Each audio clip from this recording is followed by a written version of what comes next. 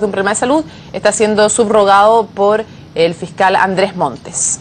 Bien, estamos en el estudio también con el abogado especialista en Derecho Penal Económico, Ignacio Méndez, y antes de la interrupción, Ignacio, estábamos hablando respecto a las medidas cautelares que se pudieran solicitar en contra de Natalia Compañón, mientras vemos la imagen de Cintia, ahí con la llegada del fiscal Luis Toledo, que entró derecho a la sala, claro. Difícil que hable a esta altura. ¿Ha dado, Sebastián, ¿eh? ¿El fiscal? Sí, muy poca. Sí, poco. Muy poca. Esta semana, una de las pocas, en realidad, con la tercera. Lo más fuerte que ha dicho, además, era una cierta molestia por el interés político en la causa. Él decía, estoy haciendo mi trabajo con total prescindencia. Si no encuentro antecedentes para formalizar a Sebastián Dávalo, no lo hago por eso. Decía que, bueno, que si le sacaban el interés mediático, que es imposible sacárselo a esta causa, evidentemente.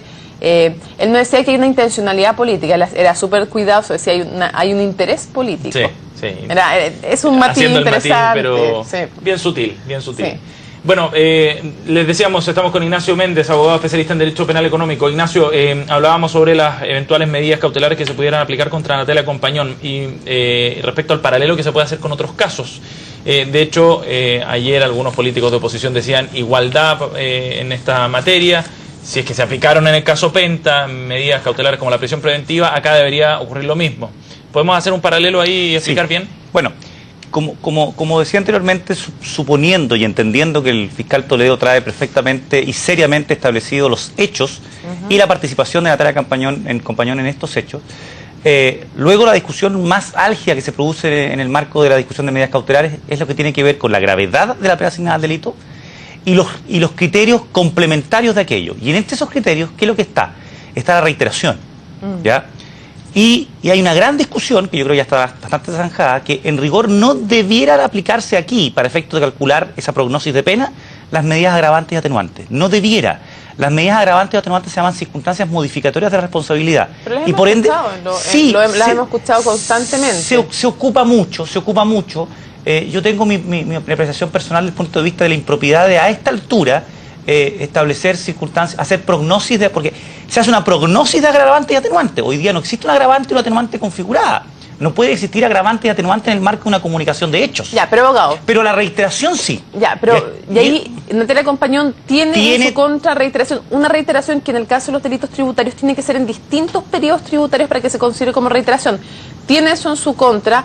Pero si se discutieran las atenuantes, si se discutiera, aunque usted no lo comparta, pero lo hemos escuchado en todos los casos, entonces uno podría pretender que si se va a escuchar, es bien difícil que se le reconozca reparación del daño causado y también colaboración. O sea, solo podría tener en teoría a su haber como atenuante la irreprochable conducta anterior, que eso no se puede discutir, digamos. Sin lugar a duda. La reiteración la tiene desde el punto de vista que el sistema tributario chileno establece que, no obstante cuántas operaciones se hubieran realizado, se unifican esa pluralidad de delitos, se unifican por periodos tributarios, por ejercicios tributarios. Es decir, 500 giros realizados en un mismo año constituyen un solo delito tributario, puesto que el delito tributario en cuestión se consuma por la declaración, no por los movimientos en sí mismos. Declaración que una vez. Que es una vez al año. Por supuesto. Y en el caso de Natalia Compañón se dan efectivamente 3 periodos.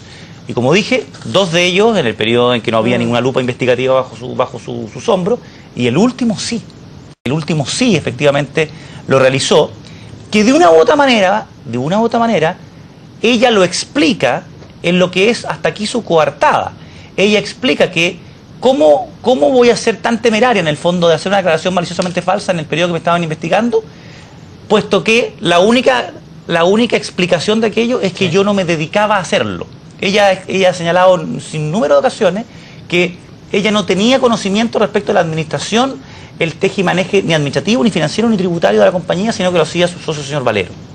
Lo cual tiene asidero jurídico y poca presentación mediática, digamos, desde el punto de vista de decir, yo no me puedo favorecer de los beneficios que entrega una compañía y no tener idea y desentenderme de todo el resto. Exacto. Pero jurídicamente tiene un punto.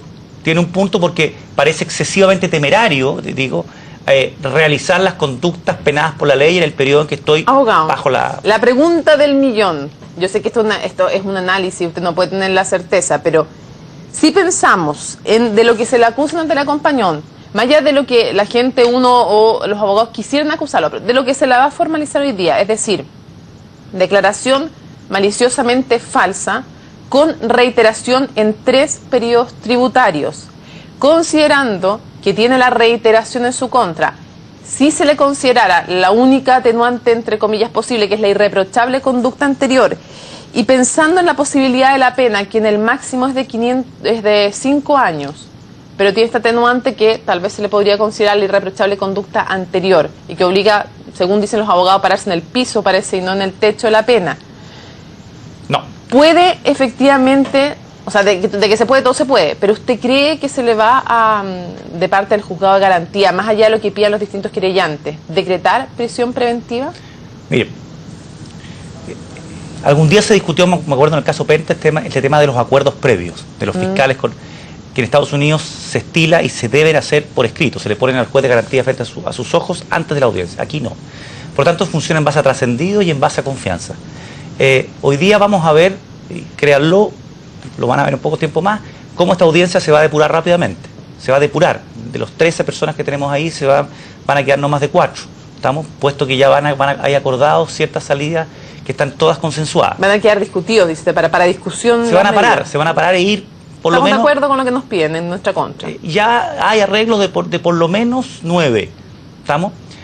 Respecto a Natalia Compañón, también, de acuerdo, conforme los acuerdos que yo sé que existen, ella va a permanecer sentada, puesto que existe solamente una persona que va a pedir su prisión preventiva.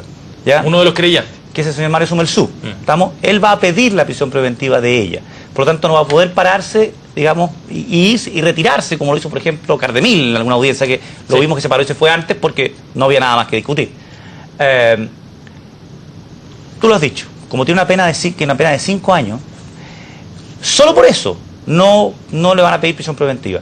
No por lo atenuante, porque en derecho penal, para que las atenuantes puedan mover el marco penal, tienen que ser 2 o más, y ningún agravante. ¿Estamos?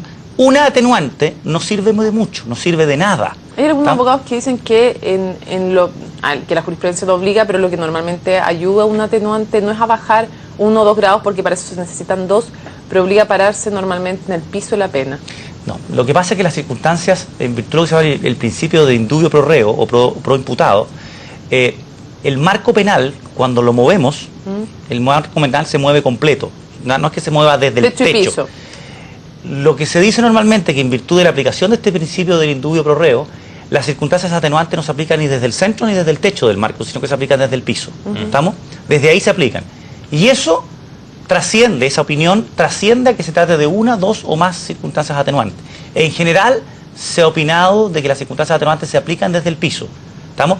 Se aplican desde el piso, pero bajando el techo. Es decir, se mueve el marco completo íntegramente. O sea, no es que se extiende el marco. O sea, no se va a pedir, creo que no se va a decretar la prisión preventiva para Natalia Compañón. Como conclusión de lo que va a ocurrir hoy. Tendría que el señor Sumelzú, a quien créanme que también se le va a objetar su comparecencia en la audiencia, ya va a ver, aquí la audiencia va a partir con una serie de incidentes que tienen que ver con la legitimación activa, que se denomina, sobre todo el señor Mario Sumelzú, la legitimación activa, es decir, el interés que tiene él de estar en esta audiencia, y es una cuestión que va a servir de tribuna para que los abogados hagan gárgara, digamos, de sus conocimientos, pero es una cuestión que sí está latamente zanjada desde el punto de vista de que de momento que el juzgado de garantía declara admisible una querella, de ahí en adelante la impugnabilidad de la presencia del querellante se hace muy dificultosa.